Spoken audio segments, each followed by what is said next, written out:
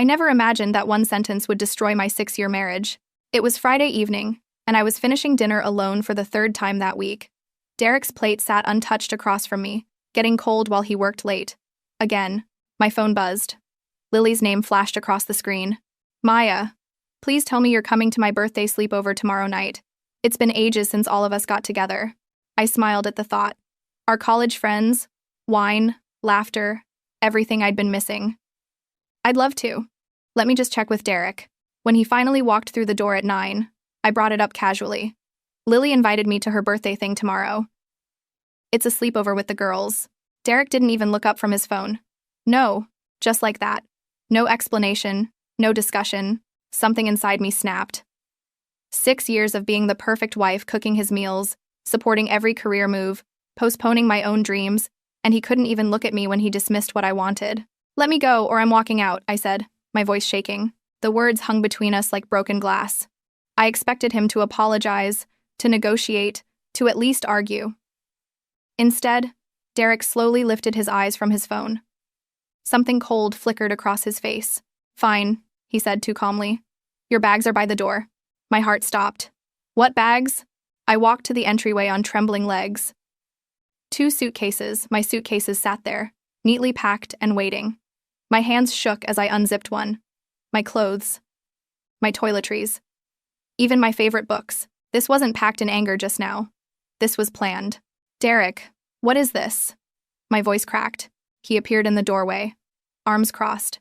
You wanted to leave, Maya, so leave. The man I'd loved for nearly a decade was looking at me like I was a stranger. I stood frozen in our apartment, no, his apartment now, apparently. Derek, I just wanted one night with my friends. Why are you acting like this? He didn't answer immediately. Instead, he pulled out his phone, tapped something, and handed it to me. Because I'm tired of pretending, he said flatly. The screen showed text messages between him and someone named V. I scrolled through 8 months of conversations. Declarations of love. Plans for a future together. Complaints about the wife who won't let go. The wife. Me. Who is V? I demanded, though part of me already knew. Vanessa. From work. She understands me in ways you never could. Each word was a knife sliding between my ribs.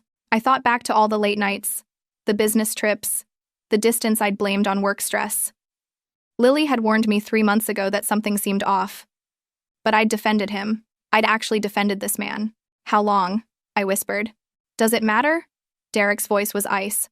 What matters is that you just gave me the perfect out. You threatened to leave. I'm just honoring your word. This wasn't the man I married. Or maybe it was, and I'd been too blind to see it. His mother Carol's words echoed in my mind, all those subtle comments about me not being traditional enough for her son. Now I wondered if she knew. If everyone knew except me. I don't remember calling Lily or getting into the Uber. The next clear memory is collapsing on her couch, my body shaking with sobs I couldn't control. Maya, breathe. Just breathe, Lily said. Her arms wrapped around me. Her husband James hovered nearby, concern etched on his face. Between gasps, I told them everything, the ultimatum, the pre-packed bags, the messages with Vanessa. That calculating bastard, Lily hissed. He was waiting for you to give him an excuse. James, always practical, was already thinking ahead. Maya, did you take photos of those texts? Do you have any evidence? I shook my head, feeling stupid. I'd been too shocked to think clearly. We need to get you a good attorney, James said gently. The thought hadn't even occurred to me. Our joint accounts, the apartment, my freelance income that I'd funneled into our savings, suddenly everything felt precarious. That night, while Lily made tea and James made phone calls, I sat in their guest room staring at my wedding photo. We looked so happy. I looked so naive. My phone buzzed with a text from Derek. I'll have the divorce papers ready by Monday. Sign them without drama and I'll be fair about assets. Fair? After what he'd done? But the old Maya actually considered it. Just sign, avoid conflict, move on. Then Lily knocked and entered with chamomile tea and a fierce expression. Whatever you're thinking, stop. Don't you dare make this easy for him. By Monday morning, I wasn't broken anymore. I was furious. James connected me with Sophie Martinez, a therapist specializing in betrayal trauma, and Tom Wilson, a private investigator who looked like someone's grandfather but had a reputation for exposing cheating spouses. Tell me everything, Tom said, notepad ready. As I recounted the timeline, he nodded. The pre-packed bags, The quick pivot to divorce, classic exit affair. He's been planning this for months, possibly with legal advice. How long had Derek been consulting lawyers while sleeping next to me? I need to know everything, I told Tom. How long, if there are others? What he's been doing with our money? Everything. Meanwhile, Sophie helped me process the emotional whiplash. You're grieving two losses, she explained. The marriage you had and the marriage you thought you had. The second loss is often harder. She was right. I kept replaying moments, anniversaries. The time he held me when my father died, wondering which were real and which were performances. At work, my coworker Rachel noticed my distraction. Maya, are you okay? You've been staring at that design for 20 minutes. I broke down and told her everything. Rachel's response shocked me. Oh, honey. I saw Derek at Morelli's restaurant 2 months ago with a young blonde woman. They were very affectionate. I almost said something, but I thought maybe it was work-related. My stomach dropped. 2 months ago was our anniversary. Derek had claimed he needed to work late, then brought me flowers the next day with an elaborate apology. Those flowers were guilt. Or worse, a prop to maintain the illusion. Everything was contaminated now. Every memory, every moment, all of it suspect. Tom's first report arrived within a week, and it was worse than I imagined. Vanessa Monroe, 26, ambitious, and according to my surveillance, very much under the impression she's Derek's girlfriend, not his mistress, Tom said, showing me photos. She doesn't know he's still married. The images showed them at restaurants, walking hand in hand, kissing outside her apartment. Look at this. Tom pointed to a photo dated 3 months ago, Derek helping Vanessa move boxes into a new condo. The same weekend, he told me he was at a mandatory corporate retreat. This wasn't just an affair. Derek had built an entire second life. There's more, Tom continued, pulling out financial records. He's been moving money from your joint savings into a private account for 5 months. About $40,000 total. That money was for the house we were going to buy. The house where we'd raise children. He'd stolen our future to fund his betrayal. Then Tom showed me something that made my blood run cold, screenshots of messages between Derek and his mother, Carol. Carol. When are you finally leaving her? Vanessa is perfect for you. Derek, soon, Mom, I'm just waiting for the right moment to make it her fault. Carol. Good boy. Make sure she walks away with nothing. The conspiracy went deeper than Derek. His own mother had been coaching him on how to destroy me.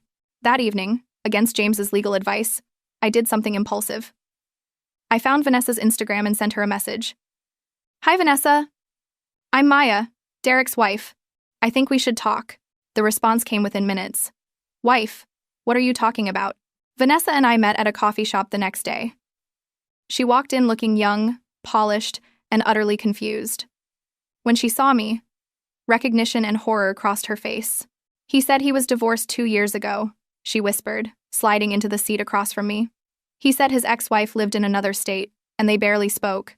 I showed her our wedding photo, our lease agreement, texts from last week where Derek called me baby. Vanessa's face crumbled. Oh my God, I'm the other woman. I'm you. No, I said firmly, surprising myself with the compassion I felt. You're a victim too. He lied to both of us. For 2 hours, we compared timelines. Every business trip where Derek was supposedly alone, he was with her. Every late night he told me was work, he was with her. And every time he told her he needed space for stressful projects, he was with me. He told me he loved me. Vanessa sobbed. He talked about marriage, starting a family. How could I have been so stupid? You're not stupid, I said, though I was telling myself this too. He's a skilled liar. That's not our fault. Vanessa's pain turned quickly to rage. I left my previous relationship for him. I turned down a job in another city because he said we had a future here. What am I supposed to do now? An idea formed in my mind. Help me. Help me make sure he doesn't get away with this. Vanessa's eyes sharpened. What do you need? Over the next week, Vanessa became my unexpected ally. She provided text messages, emails, photos, evidence of Derek's systematic deception. She also revealed something crucial. Derek had promised her he'd get the apartment in the divorce because his wife would be reasonable. He'd been planning to move Vanessa into our home, into the space I'd decorated with 6 years of memories. Through Vanessa, I learned that Derek's boss, Mr. Harrison, had a strict policy against office relationships. Derek had lied to HR, claiming he was single. This information felt like ammunition, and I was building an arsenal.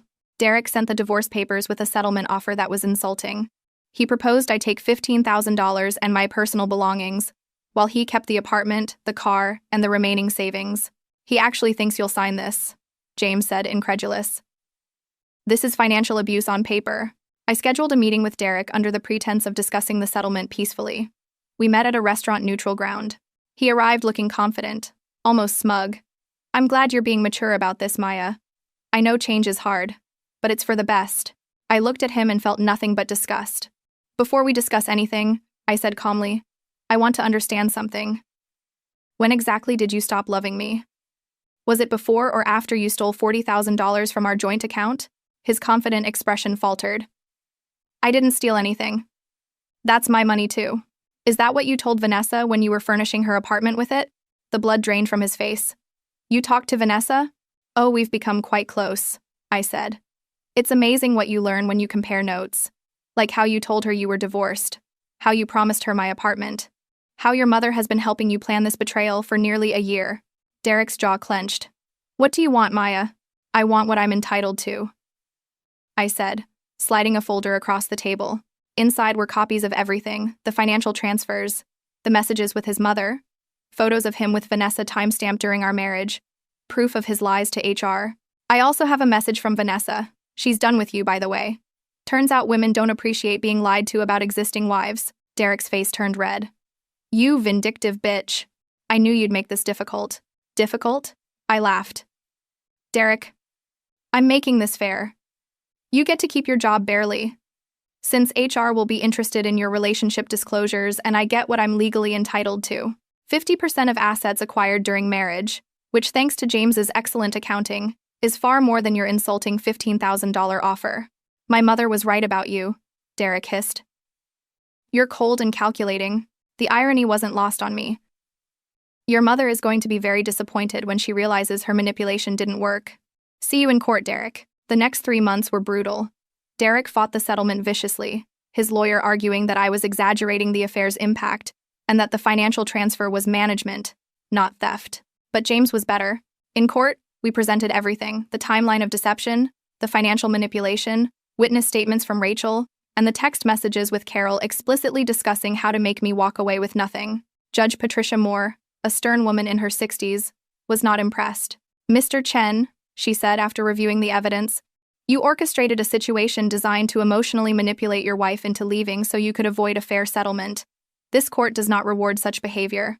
The final settlement gave me 60% of our shared assets, including forcing the sale of the apartment, plus Derek had to pay my legal fees and return the $40,000. But the real karma wasn't financial. 2 weeks after court, Derek was fired from his job. Not because of the affair, though HR did reprimand him, but because he'd become so distracted by the divorce that he botched a major client presentation. Mr. Harrison had no patience for incompetence. Vanessa had moved on quickly, dating a man from her gym who was honest and available. What a concept, as she texted me. Carol stopped speaking to Derek after he asked her for money to cover his legal fees. Apparently, her support only extended to manipulation, not financial assistance. She'd discovered Derek had been lying to her too about Vanessa's age, her job, the stability of their relationship. Even manipulators don't like being manipulated. Through Sophie's therapy sessions, I learned something crucial. I had been complicit in my own diminishment, not in Derek's betrayal that was entirely on him, but in making myself smaller for years, in accepting late nights without question, in ignoring red flags because confrontation felt uncomfortable. 6 months after that Friday night, I moved into a small but beautiful apartment. My apartment paid for with my settlement and aggressive freelance work. Lily helped me decorate. James helped me set up new financial accounts with better protections. To new beginnings, Lily toasted with champagne. And to never shrinking yourself for anyone again, I added. My design career was flourishing. Without Derek's dismissals of my work as just freelancing or his demands that dinner be ready by 7, I'd landed 3 major clients, including a tech startup that loved my fresh perspective. You seem different, Rachel observed during coffee. More confident. I was different. The Maya, who'd been desperate for her husband's approval, was gone. In her place was someone who'd learned that self-worth can't be outsourced to another person's opinion. Sophie and I still met weekly, unpacking not just Derek's trauma but patterns from my entire life, always trying to be good enough. Always afraid to demand what I deserved. What you're experiencing is post-traumatic growth, Sophie explained. The trauma didn't make you stronger. You were always strong. It just forced you to recognize it. I started dating again, casually. Nothing serious, just remembering what it felt like to be pursued, appreciated, chosen. One man asked about my divorce on our second date. My ex-husband beat me to leaving, I said simply. Best thing he ever did for me. It was true. If Derek hadn't been so cruel that night, I might have stayed years longer, growing smaller until there was nothing left of me. I ran into Derek exactly 1 year after our divorce was finalized.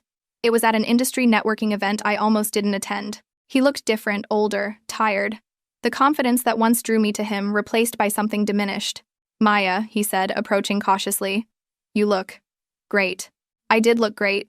I was wearing a dress I'd designed myself, my hair styled in a way Derek once said was too bold. My shoulders back with confidence I'd earned. Thank you, I said simply. There was an awkward pause. I owe you an apology, Derek said quietly. What I did? How I treated you?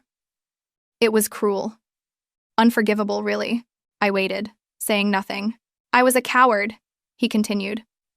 I didn't know how to tell you I was unhappy, so I burned everything down. Made you the villain in a story where I was the one who betrayed you. Part of me had waited a year for this apology. But now that it came, I realized I didn't need it. My healing had happened despite him, without him, in the space he'd left behind. I appreciate you saying that, I finally replied. I hope you've learned from it. I have, he said. Too late for us, but I have.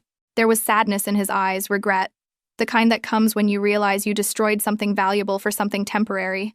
Vanessa had only lasted 3 months after learning about me. Carol was estranged from him, after his deceptions extended to family.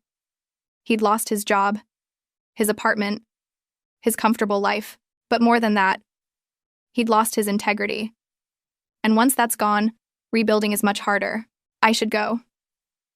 My boyfriend is waiting. Of course, Derek nodded. I really am sorry, Maya, for everything.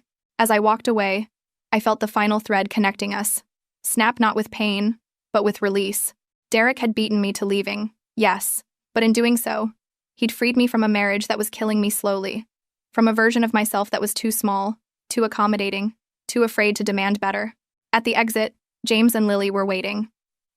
My boyfriend was fictional, a white lie for closure. How'd it go? Lily asked. Perfect, I said, linking my arms through both of theirs. Absolutely perfect. The end.